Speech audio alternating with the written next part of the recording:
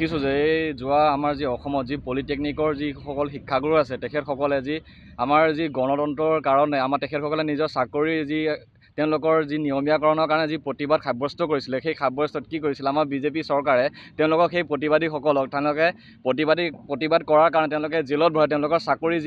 যি কাৰণে নাইকিয়া কৰিলে সেইকাৰণে আমি তাৰ হয় তেওঁলোকৰ চাকৰি যিকণ নিয়মীয়াকৰণ কৰিব লাগে সেইকাৰণে আমি আমাৰ যি বিশ্বনাথ জিলা ছাত্ৰ মুক্তি সংগ্ৰাম সমিতি আমি বিহালী সমজিলাৰ সন্মুখত আমি আজি প্ৰতিবাদী আজি ধৰ্মগত আমি কাৰ্যসূচী গ্ৰহণ কৰিছোঁ আৰু মই কওঁ যে যি আমাৰ গণতন্ত্ৰক গলছে বা বিজেপি চৰকাৰক মই জনাই দিওঁ যে আমাৰ ভাৰতবৰ্ষখন প্ৰতিবাদ কৰিয়ে স্বাধীনতা লাভ কৰিছিল আৰু তেনে ক্ষেত্ৰত আজি প্ৰতিবাদকাৰীয়ে যি আমাৰ স্বাধীন দেশৰ নাগৰিকে প্ৰতিবাদ কৰিলে জেলত ভৰাই এয়া বিজেপিৰ যি নিকৃষ্ট মনৰ ৰাজনীতি সেয়া আমি দূৰ কৰিব লাগে আৰু ইয়াৰ দ্বাৰা কৈ দিওঁ যে আমি জানো যে আমাৰ যি AESRB যিখন আমাৰ আইন আছে সেই আইনখনৰ মতে যিসমূহ মহাবিদ্যালয় আছে সেই মহাবিদ্যালয়সমূহত 90% শিক্ষক হ'ব লাগে সদায় আপোনাৰ চৰকাৰীভাৱে নিয়োজিত আৰু আমাৰ যি পলিটেকনিকৰ যিসমূহ মহাবিদ্যালয় আছে সেই মহাবিদ্যালয়সমূহৰ যি আপোনাৰ 90% শিক্ষাগুৰু আছে তেখেতসকল কণ্টেক্সুৱেল আৰু মই তেওঁ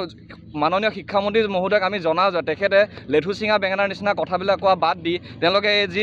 এতিয়া যে ক'লে যিহেতু তেওঁলোকক নতুন নিযুক্তি আহিছে তাৰ কাৰণে যি প্ৰস্তুতি কৰিবৰ কাৰণে আগবাঢ়িছে তেওঁলোকক কৈনো যে বয়স উকলাৰ পাছত সেই পৰীক্ষাবিলাকৰ কাৰণে তেওঁলোকে প্ৰস্তুতি কেনেদৰে আগব আৰু ইয়াৰ কাৰণে আমি যে তেখেতসকলৰ যি চাকৰিৰ পৰা তেখেতসকলক বৰ্খাস্ত কৰিছোঁ তাৰ বাবে আমি ছাত্ৰ মুক্তি সংগ্ৰাম সমিতি আমি তীব্ৰভাৱে আমি ইয়াৰ বিৰোধিতা কৰিছোঁ আৰু যদি এয়া তেওঁলোকক চাকৰি নিয়মীয়াকৰণ নকৰে বা চাকৰি তেওঁলোকক পুনৰ নিয়োজিত নকৰে তেনেহ'লে আমি ছাত্ৰ মুক্তি সংগ্ৰাম সমিতিয়ে সমগ্ৰ অসমতে আমি তীব্ৰ আন্দোলনৰ সন্মুখীন হ'বলৈ চেষ্টা কৰিম।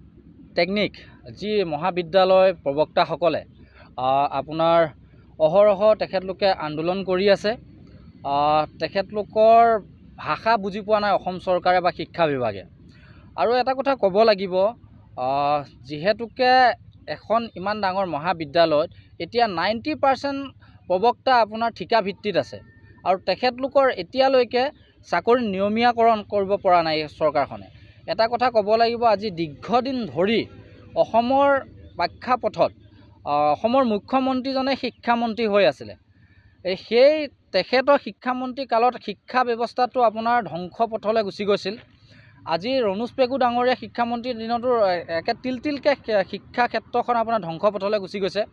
আৰু এটা কথা ক'ব লাগিব আজি তেখেতলোকে গণতান্ত্ৰিকভাৱে ইমান দিন আন্দোলন কৰি থকাৰ পাছতো তেখেতলোকৰ কোনো ধৰণৰ যে কথা শুনিবলৈ বিচৰা নাই সেইটো কেনেকুৱা কথা। আজি শিক্ষাগুৰুসকলে শিক্ষা দিয়াৰ কাৰণে সেই আমাৰ অসম বা এই সমাজখন আজি শিক্ষিত হাৰটো বাঢ়িছে বা মানুহ শিক্ষিত হৈছে। যিসকলে নিজে মমৰ দৰে নিজে জ্বলি জ্বলি আনক পোহৰ বিলাই ফুৰে সেইসকলৰ লগতে আজি এনেকুৱা এটা অসমত এনেকুৱা এটা পৰিৱেশ সৃষ্টি হ'বলগীয়া আছে তাৰ দুৰ্ভাগ্য কথা। আৰু লগতে ছাত্ৰ মুক্তি সংগ্ৰাম সমিতিয়ে এই প্ৰবক্তাসকলৰ চাকৰি নিয়মীয়াকৰণৰ দাবীত আজি অসমজোৰা এক অৱস্থান ধৰ্মগত কাৰ্যসূচী দুঘণ্টীয়া ৰূপায়ণ কৰা হৈছে অসমৰ প্ৰতিখন জিলাৰ উপায়ুক্ত কাৰ্যালয়ৰ সন্মুখত। সেয়ে তাৰ লগতে সংগতি ৰাখি বিশ্বনাথ জিলাৰ ছাত্ৰ মুক্তি সংগ্ৰাম সমিতি আজি বিহালী সমজিলাৰ উপায়ুক্ত কাৰ্যালয়ৰ সন্মুখত আমি অৱস্থান ধৰ্মগত কাৰ্যসূচী হাতত লোৱা হৈছে। আৰু এটা কথা ক'ব লাগিব আমি অসম চৰকাৰ বা শিক্ষামন্ত্ৰী ডাঙৰীয়াক জনাই দিব বিচাৰিছোঁ আপোনালোকে যি এই শিক্ষকসকলক বা এই প্ৰবক্তাসকলক আপোনালোকে অন্যায় কৰিছে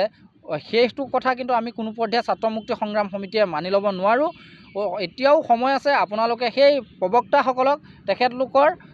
চাকৰি নিয়মীয়াকৰণ কৰিবলৈ ছাত্ৰ মুক্তি সংগ্ৰাম সমিতিৰ ফালৰ পৰা আমি দাবী জনাইছোঁ। যিকোনো খবৰৰ বাবে যোগাযোগ কৰক 7099017330 লগতে 7099017110 নম্বৰত।